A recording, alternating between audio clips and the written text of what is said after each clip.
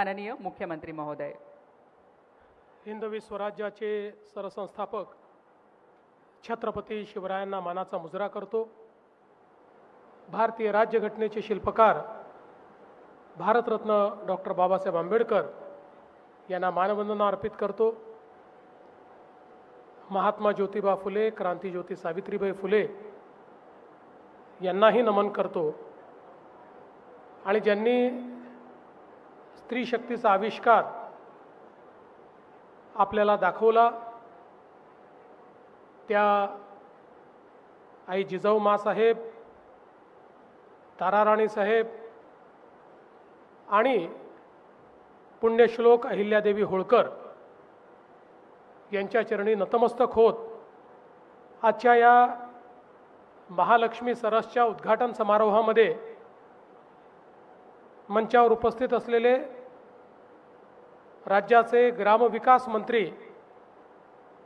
जयकुमार गोरेजी, कौशल्य विकास मंत्री मंगल प्रभात लोढ़ाजी, ग्रामविकास राज्यमंत्री योगेश कदमजी, मुंबईच्या सन्मान्य महापौर श्रीमती रितू तावडे, आपले या विभागाचे सचिव श्री एकनाथ डवलेजी, श्री निलेश सागर, श्री निखिल कुमार ओसवाल, मंचावरील सर्व मान्यवर, या ठिकाणी मोठ्या संख्येनं उपस्थित असलेल्या आणि फेटा घालून अतिशय रुबाबदार दिसणाऱ्या माझ्या सर्व लाडक्या बहिणी आणि उपस्थित माझ्या भावांनो, मला अतिशय आनंद आहे की महालक्ष्मी सरस या मुंबईमध्ये आयोजित करण्यात आला आणि मी आज त्याला उपस्थित आहे। साधारणपणे 2015 पासून मुंबईमध्ये मी महालक्ष्मी सरसचं आयोजन बघतोय, पण ज्या पद्धतीनं आपले मंत्री जयकुमार गोरेजी आणि ग्रामविकास विभागाने याला एक अतिशय प्रोफेशनल, अतिशय कॉर्पोरेट अशा पद्धतीचं एक लुक दिलेला आहे, मला असं वाटतं की यामुळे निश्चितच आता एखाद्या जागतिक प्रदर्शनाशी ज्याची तुलना होऊ शकेल असा आमचं महालक्ष्मी सरस प्रदर्शन झालेलं आहे, हे म्हणताना मला अतिशय आनंद होतोय। आज आपल्या देशामध्ये नारी शक्तीचा जो काही सन्मान आहे तो करण्याच्या दृष्टीनं आपले माननीय प्रधानमंत्री नरेंद्र मोदीजी यांनी अनेक पावलं उचलली। मोदीजी हे सातत्याने सांगतात, विकसित भारताचं स्वप्न पूर्ण करायचं असेल तर आमच्या देशातली जी नारी शक्ती आहे, या नारी शक्तीचा उपयोग देशाच्या विकासाच्या वाटचालीमध्ये आपल्याला करावा लागेल आणि ज्या क्षणी ही नारी शक्ती मानव संसाधन म्हणून देशाच्या अर्थव्यवस्थेमध्ये सहभागी होईल त्या क्षणी भारत विकसित होईल। आणि म्हणूनच मोदीजींनी नारी शक्ती सक्षमीकरणाच्या अनेक योजना या ठिकाणी सुरू केल्या। मला आनंद आहे त्यांच्या नेतृत्वात गेल्या 10 वर्षात महाराष्ट्रामध्ये उमेदच्या माध्यमातून असेल, मविमच्या माध्यमातून असेल, ग्रामविकास विभाग, महिला बाल कल्याण विभाग, या सगळ्या विभागांच्या माध्यमातून मोठ्या प्रमाणात महिला बचत गटांची चळवळ ही आपण चालवली आणि कोट्यवधी लोक या चळवळीशी महिला जोडल्या गेल्या, अनेक कुटुंब यातनं लाभान्वित झाली आणि अनेक महिलांनी आपल्या स्वतःच्या बळावर आपल्या बचत गटाच्या माध्यमातून आपली उत्पादनं तयार केली, बाजारपेठ मिळवली, ग्राहकांमध्ये आपलं चांगलं नाव तयार केलं आणि त्यातनं बचत गटासोबत आपलं कुटुंबही सक्षम करण्याचं काम हे माननीय मोदीजींना जे अपेक्षित होतं ते आमच्या महिलांनी करून दाखवलं. आज आपण पाहतोय महालक्ष्मी सरस ही आमच्या बचत गटांना उपलब्ध करून दिलेली बाजारपेठ आहे. कारण इतकं चांगलं दर्जेदार काम, दर्जेदार उत्पादनं ही महिलांनी तयार करायची, पण बाजारपेठेच्या बाबतीत मात्र त्या स्पर्धा करू शकत नाहीत. त्यामुळे चांगली उत्पादनं असून देखील उचित बाजार आणि त्यामुळे उचित ग्राहक न मिळाल्यामुळे कुठेतरी या उत्पादनांचा पाहिजे त्या प्रमाणात फायदा होत नव्हता. पण जेव्हापासनं महालक्ष्मी सरस जिल्ह्यापासनं तर राज्यापर्यंत विभागापर्यंत आयोजित करणं सुरू झालं आणि त्यातनं आमच्या महिलांना एक हक्काची व्यापारपेठ, बाजारपेठ मिळाली आणि त्यानंतर मात्र आमच्या महिलांना कोणी थांबवू शकलेलं नाही. आणि दरवेळेस मी इथे येतो, इतक्या नवनवीन प्रकारच्या वस्तू मला पाहायला मिळतात आणि मला तर अतिशय आनंद झाला की आमच्या अगदी सर्वसामान्य महिलांपासनं तर ज्यांनी फूड टेक्नॉलॉजीची डिग्री घेतली आहे अशा महिलांपर्यंत आता बचत गटाच्या माध्यमातून केवळ दर्जेदार उत्पादनं नाही, त्याचं उत्तम पॅकिंग आणि पॅकिंगवर त्याच्यात कुठले पदार्थ वापरले आहेत, त्याची न्यूट्रिशनल व्हॅल्यू काय आहे, त्याचा काय फायदा होणार आहे, अशा सगळ्या गोष्टी प्रोफेशनली नमूद केलेल्या आपल्याला पाहायला मिळतात. त्यामुळे मला विश्वास आहे की आता कोणाशीही कॉम्पिटिशन करण्याकरता आमची बचत गट तयार आहेत.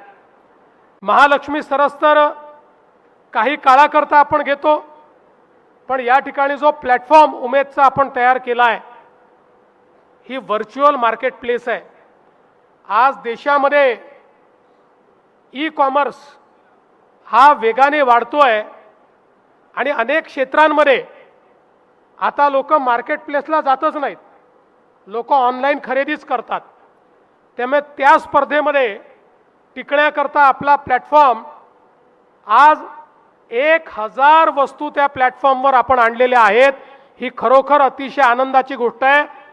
मी या कार्यक्रमाच्या माध्यमातनं आणि आमच्या माध्यम प्रतिनिधीच्या माध्यमातनं संपूर्ण महाराष्ट्रातल्या जनतेला सांगू इच्छितो, तुम्हाला जी ऑनलाईन खरेदी करायची आहे आमच्या प्लॅटफॉर्मवर येऊन करा.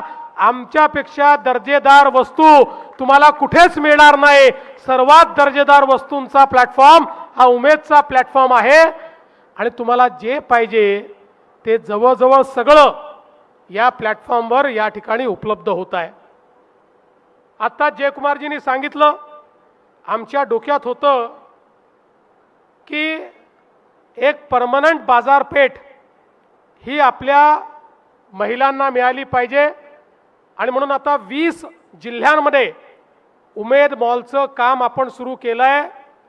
उरलेल्या 16 जिल्ह्यांमध्ये लवकरच आपण करू आणि अगदी आमचा प्रयत्न असेल की पुढच्या 5 ते 10 वर्षामध्ये तालुक्यापर्यंत आपल्याला उमेद मॉल कसा नेता येईल की जेणेकरून एक मोठं नेटवर्क, जसं अलीकडच्या काळामध्ये मोठ्या मोठ्या चेन असतात तशी उमेदची चेन, कोणालाही काही घ्यायचं असेल तर तालुक्यात तो उमेदच्या दुकानातच गेला पाहिजे, अशा पद्धतीची मार्केट प्लेस ही तयार करण्याचा प्रयत्न आपल्याला भविष्यामध्ये करायचा आहे. या निमित्ताने जयकुमार भाऊंनी सांगितलं, प्रधानमंत्री महोदयांना आमच्या सगळ्या लाडक्या बहिणींना लखपती दीदी बनवायचं आहे. आपण ते काम सुरू केलं. यावर्षी 50 लाख तुम्ही पूर्ण करणार आहात. पण जयकुमार भाऊ, वेग मंदावलाय. पहिल्या वर्षी तुम्ही 30 लाख केले, दुसऱ्या वर्षी आणि आता तिसरं वर्ष चाललेलं आहे. त्यामुळे आतापर्यंत तुम्ही 60-70 लाखावर असायला पाहिजे होतात. तुम्ही 50 लाख पार करताय, म्हणजे तेही मोठंच आहे.